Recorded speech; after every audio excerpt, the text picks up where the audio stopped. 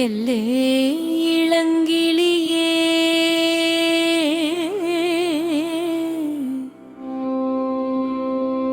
இன்னும் உறங்குதியோ?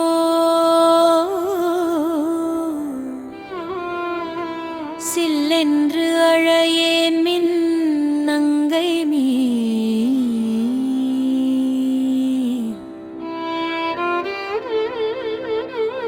ஓதருகின்றேன்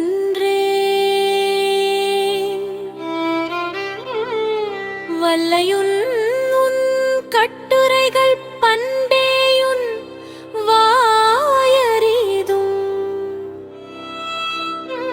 வல்லீகள் நீங்களே நானேதான் ஆயிடுக.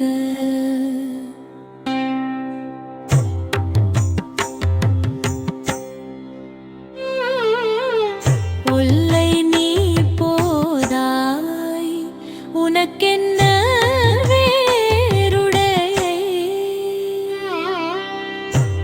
எல்லாரும் போந்தாரோ போந்தார் போந்து எண்ணிக்கொள்.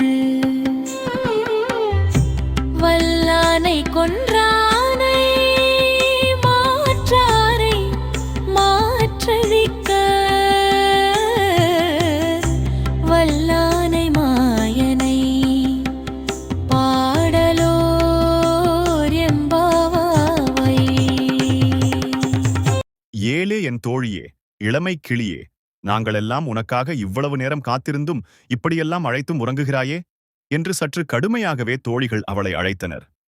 அப்போது அந்த தோழி கோபத்துடன் என்னை அழைக்காதீர்கள், இதோ வந்து விடுகிறேன் என்கிறாள். உடனே தோழிகள், உன்னுடைய வார்த்தைகள் மிக நன்றாக இருக்கிறது, இவ்வளவு நேரம் தூங்கிவிட்டு இப்போது எங்களிடம் கோபிக்காதே என்கிறாயே என்று சிடுசிடுத்தனர். அப்போது அவள், சரி சரி, எனக்கு பேசத் தெரியவில்லை, நீங்களே பேச்சில் திறமைசாலிகளாய் இருங்கள், நான் ஏமாற்றுக்காரியாக இருந்துவிட்டு போகிறேன் என்கிறாள். அடியே, நாங்களெல்லாம் முன்னமே எழுந்து வர வேண்டும், உனக்காக காத்திருக்க வேண்டும், அப்படியென்ன எங்களிடமில்லாத சிறப்பு உனக்கு இருக்கிறது என்று கடிந்து கொள்கிறார்கள். அவளும் சண்டைக்காரி, பேச்சை விட மறுக்கிறாள். என்னவோ நான் மட்டும் எழாதது போல் பேசுகிறீர்களே, எல்லாரும் வந்துவிட்டார்களா என்கிறாள். தோழிகள் அவளிடம், நீயே வெளியே வந்து இங்கிருப்போரை எண்ணிப்பார், வலிமை பொருந்திய குவலயாபீடம் என்னும் யானையை அழித்தவனும் எதிரிகளை வேட்டையாடும் திறம் கொண்டவனுமான மாயக்கண்ணனை வணங்கி மகிழ உடனே வருவாய் என்கிறார்கள்.